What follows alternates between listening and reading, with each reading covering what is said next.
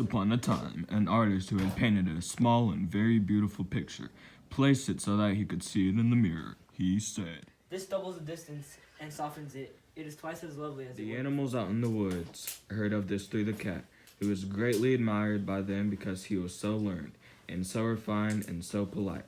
He could tell them so much what they didn't know before, and were not certain about afterward. They were much excited about this new piece of gossip, and they asked questions so as to get at a full understanding of it. They asked what a picture was, and the cat explained. This is a flat thing, a wonderful flat thing, a marvelous flat thing, and oh, so beautiful." Almost to a frenzy, and they said they would give the world to see it. Then the bear asked, "What is it that makes it so beautiful?" It is the looks of it. This filled them with admiration and uncertainty, and they were more excited than ever. Then the cow asked, What is a mirror? It is a hole in the wall. You look in it, there is a picture, and it is so dainty and charming and ethereal and inspiring in its imaginary beauty that turns your head round and round, and you almost swoon. I have not said anything as of yet. I have strong doubts that there has never been anything as beautiful as this before, and probably isn't now. But when it takes a whole basket full of sesquipedalian adjectives to whip up a thing of beauty like this, it's time for strong suspicion. It was easy to see that these doubts were having an effect upon the animals, so the cat went off offended. The subject was dropped for a couple of days, but in the meantime, curiosity was taking a fresh start, and there was a revival of interest. Then the animals assailed the donkey for spoiling what could have been a pleasure to them, on a mere suspicion that the picture was not beautiful, without any evidence that such was the case. The donkey was not troubled, he was calm, and he said, Way to find out who is in the right, myself and the cat.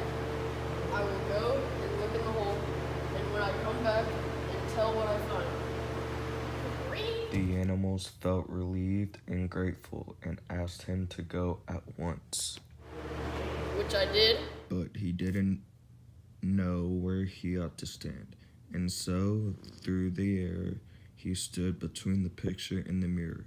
The result was that the picture had no chance and didn't show up. He returned home and said,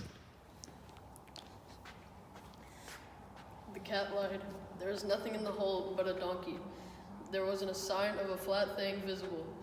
It was a handsome donkey, friendly, but just a donkey. Nothing more. You see it good and clear? Very close to it? I saw it good and clear. Oh, fatty king of beasts. I was so close that I touched noses with it. This is very strange. The cat was always truthful before, as far as we can make it out. Let others witness try.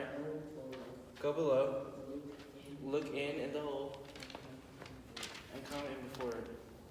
So the bear went. When he came back, he said, The cat and the donkey have lied. There's nothing in that hole but a bear. You're good. Great was the surprise and the puzzlement of the animals. Each was now anxious to make the test and get the straight truth. The elephant said, I will set them one at a time. First the cow. She found nothing in the hole but a cow. The tiger found nothing in it but a tiger. The lion found nothing in it but a lion. The leopard found nothing in it but a leopard. The camel found nothing but a camel, and nothing more. The halfie was wroth, and he said he would have the truth, if he had to go and fetch it himself. When he returned, he abused his old subjectory for his liars, and he was in an unappeasable fury with the moral and the mental blindness of the cat. He said, Silent fool can see that there is nothing in the hole but an elephant. Moral by the cat. You can find in a text whatever you agree. He was